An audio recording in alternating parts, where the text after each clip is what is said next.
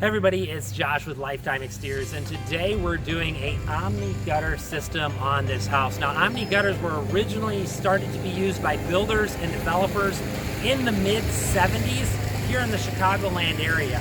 The thing about Omni gutters is builders use this to save money on construction, because as you can see behind me, the fascia board is missing because that's where we took the old Omni gutter off, and we're going to be putting on a new Omni gutter.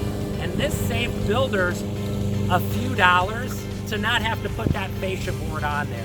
Now the nice thing is when you put an Omni gutter system on a house, it's over double the water volume of a traditional 5-inch gutter.